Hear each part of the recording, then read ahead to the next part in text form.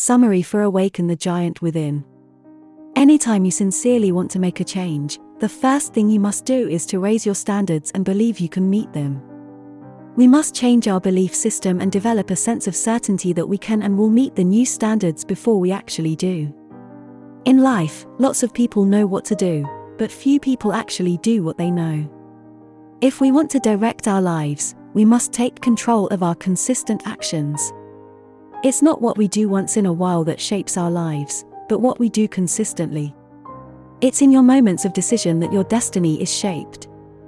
Not only do you have to decide what results you are committed to, but also the kind of person that you're committed to becoming. If you don't set a baseline standard for what you'll accept in your life, you'll find it's easy to slip into behaviors and attitudes or a quality of life that's far below what you deserve. If you truly decide to, you can do almost anything. The ultimate success formula, which is an elementary process for getting you where you want to go. 1. Decide what you want. 2. Take action. 3. Notice what's working or not, and 4. Change your approach until you achieve what you want. Making a true decision means committing to achieving a result, and then cutting yourself off from any other possibility. The 3 decisions that control your destiny are: 1. Your decisions about what to focus on. 2. Your decisions about what things mean to you. 3. Your decisions about what to do to create the results you desire. It's likely that whatever challenges you have in your life currently could have been avoided by some better decisions upstream. Your master system comprises 5 components. 1. Your core beliefs and unconscious rules. 2. Your life values. 3. Your references. 4. The habitual questions that you ask yourself. 5. The emotional states you experience in each moment.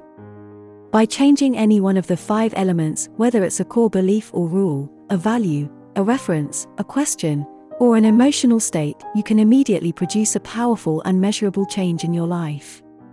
Success is the result of good judgment. Good judgment is the result of experience, and experience is often the result of bad judgment. In order to succeed, you must have a long-term focus. Often, what seems impossible in the short term becomes very possible in the long term if you persist. Remember the true power of making decisions. Realize that the hardest step in achieving anything is making a true commitment, a true decision. A critical rule I've made for myself is never to leave the scene of a decision without first taking a specific action toward its realization. Make decisions often and learn from them. When experiencing a problem, ask yourself, what's good about this? What can I learn from this? Stay committed to your decisions, but stay flexible in your approach. Know that it's your decisions, and not your conditions, that determine your destiny. Everything you and I do, we do either out of our need to avoid pain or our desire to gain pleasure. For most people, the fear of loss is much greater than the desire for gain. Why is it that people can experience pain yet fail to change? They haven't experienced enough pain yet. They haven't hit what Robbins calls emotional threshold. If we link massive pain to any behavior or emotional pattern, we will avoid indulging in it at all costs. It's our neuroassociations, the associations we've established in our nervous systems, that determine what we'll do. Anytime we're in an intense emotional state, when we're feeling strong sensations of pain or pleasure, anything unique that occurs consistently will become neurologically linked. Most of us base our decisions about what to do on what's going to create pain or pleasure in the short term instead of the long term. It's not actual pain that drives us, but our fear that something will lead to pain. And it's not actual pleasure that drives us, but our belief, our sense of certainty, that somehow taking a certain action will lead to pleasure. We're not driven by the reality, but by our perception of reality. Remember, anything you want that's valuable requires that you break through some short-term pain in order to gain long-term pleasure. It's not the events of our lives that shape us, but our beliefs as to what those events mean. It's never the environment, it's never the events of our lives, but the meaning we attach to the events, how we interpret them, that shapes who we are today and who we'll become tomorrow. Beliefs are the guiding force that tell us what will lead to pain and what will lead to pleasure. Whenever something happens in your life, your brain asks 2 questions. 1. Will this mean pain or pleasure? 2. What must I do now to avoid pain and or gain pleasure? The challenge is threefold. 1. Most of us do not consciously decide what we're going to believe. 2. Often our beliefs are based on misinterpretation of past experiences. 3. Once we adopt a belief, we forget it's merely an interpretation. Global beliefs are the giant beliefs we have about everything in our lives, beliefs about our identities, people, work, time, money, and life itself, for that matter. These giant generalizations are often phrased as is are, life is, I am, people are. Sometimes we gather references through information we get from other people, or from books, tapes, movies, and so on. And sometimes we form references based solely on our imagination. The strongest and most solid legs are formed by personal experiences that we have a lot of emotion attached to because they were painful or pleasurable experiences. If you develop the absolute sense of certainty that powerful beliefs provide, then you can get yourself to accomplish virtually anything, including those things that other people are certain are impossible. The most effective way is to get your brain to associate massive pain to the old belief. New experiences trigger change only if they cause us to question our beliefs. Remember, whenever we believe something, we no longer question it in any way. If you question anything enough, eventually you'll begin to doubt it. Beliefs are categorized into 3 categories: opinions, beliefs, and convictions. An opinion is something we feel relatively certain about, but the certainty is only temporary because it can be changed easily. A belief, on the other hand, is formed when we begin to develop a much larger base of reference legs, and especially reference legs about which we have strong emotion. A conviction, however, eclipses a belief, primarily because of the emotional intensity a person links to an idea. A person holding a conviction does not only feel certain, but gets angry if their conviction is even questioned. A person with a conviction is unwilling to ever question their references, even for a moment. They are totally resistant to new input, often to the point of obsession. Someone with a conviction is so passionate about their belief that they're even willing to risk rejection or make a fool of themselves for the sake of their conviction. So how can you create a conviction? 1. Start with the basic belief. 2. Reinforce your belief by adding new and more powerful references. 3. Then find a triggering event, or else create one of your own. Associate yourself fully by asking, what will it cost me if I don't? Ask questions that create emotional intensity for you. 4. Finally, take action. Each action you take strengthens your commitment and raises the level of your emotional intensity and conviction. The way to expand our lives is to model the lives of those people who are already succeeding. It's just a matter of asking questions. What do you believe makes you different? What are the beliefs you have that separate you from others? At the end of each day I ask myself these questions. 1. What have I learned today? 2. What did I contribute or improve? 3. What did I enjoy? We all want to change either 1, how we feel about things, or 2, our behaviors. There are 3 specific beliefs about responsibility that a person must have if they're going to create long-term change. 1. First, we must believe something must change, not that it should change, not that it could or ought to, but that it absolutely must. 2. Second, we must not only believe that things must change, but we must believe, I must change it. 3. Third, we have to believe, I can change it. Each time we experience a significant amount of pain or pleasure, our brains search for the cause and record it in our nervous systems to enable us to make better decisions about what to do in the future. Anytime you experience significant amounts of pain or pleasure, your brain immediately searches for the cause. It uses the following 3 criteria.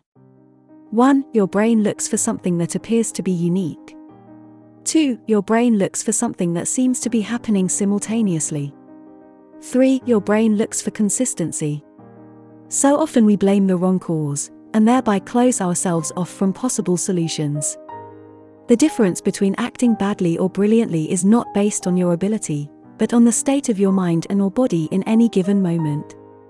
Emotion is created by motion. Focus on where you want to go, not on what you fear. Our ability to change the way we feel depends upon our ability to change our submodalities. You've got to be in a determined state in order to succeed. I began to realize that thinking itself is nothing but the process of asking and answering questions. Quality questions create a quality life. A genuine quality of life comes from consistent, quality questions. Questions accomplish 3 specific things. 1. Questions immediately change what we're focusing on and therefore how we feel. 2. Questions change what we delete. 3. Questions change the resources available to us. You and I can change how we feel in an instant, just by changing our focus. One of the ways that I've discovered to increase the quality of my life is to model the habitual questions of people I really respect. The words you habitually choose also affect how you communicate with yourself and therefore what you experience. People with an impoverished vocabulary live an impoverished emotional life. People with rich vocabularies have a multi-hued palette of colors with which to paint their experience, not only for others, but for themselves as well. Simply by changing your habitual vocabulary, the words you consistently use to describe the emotions of your life, you can instantaneously change how you think, how you feel, and how you live. If we want to change our lives and shape our destiny, we need to consciously select the words we're going to use, and we need to constantly strive to expand our level of choice. Setting goals is the first step in turning the invisible into the visible, the foundation for all success in life. All goal setting must be immediately followed by both the development of a plan and massive and consistent action toward its fulfillment.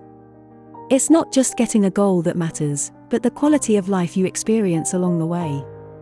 Remember, our goal is not to ignore the problems of life, but to put ourselves in better mental and emotional states where we can not only come up with solutions, but act upon them. We must remember that all decision-making comes down to values clarification. Many people know what they want to have, but have no idea of who they want to be. Remember that your values, whatever they are the compass that is guiding you to your ultimate destiny. Anytime you have difficulty making an important decision, you can be sure that it's the result of being unclear about your values. To value something means to place importance upon it. Anything that you hold dear can be called a value. We must remember, then, that any time we make a decision about what to do, our brain first evaluates whether that action can possibly lead to either pleasurable or painful states. Most of us have created numerous ways to feel bad, and only a few ways to truly feel good. How do we know if a rule empowers or disempowers us? There are 3 primary criteria. 1. It's a disempowering rule if it's impossible to meet. 2. A rule is disempowering if something that you can't control determines whether your rule has been met or not. 3. A rule is disempowering if it gives you only a few ways to feel good and lots of ways to feel bad. Once we design our values, we must decide what evidence we need to have before we give ourselves pleasure. We need to design rules that will move us in the direction of our values, that will clearly be achievable, using criteria we can control personally so that we're ringing the bell instead of waiting for the outside world to do it. If you ever feel angry or upset with someone, remember, it's your rules that are upsetting you, not their behavior. The must and the must never rules are threshold rules. The should and should never rules are personal standard rules. Design your rules so that you're in control, so that the outside world is not what determines whether you feel good or bad. Set it up so that it's incredibly easy for you to feel good, and incredibly hard to feel bad. The larger the number and greater the quality of our references, the greater our potential level of choices. A larger number and greater quality of references enables us to more effectively evaluate what things mean and what we can do. The key is to expand the references that are available within your life. Consciously seek out experiences that expand your sense of who you are and what you're capable of, as well as organize your references in empowering ways. You are not even limited to your own personal experiences as references. You can borrow the references of other people. Limited references create a limited life. If you want to expand your life, you must expand your references by pursuing ideas and experiences that wouldn't be a part of your life if you didn't consciously seek them out. We all will act consistently with our views of who we truly are, whether that view is accurate or not. As we develop new beliefs about who we are, our behavior will change to support the new identity. I hope you enjoyed this book summary. Please like, share, subscribe to the channel and hit the notification bell.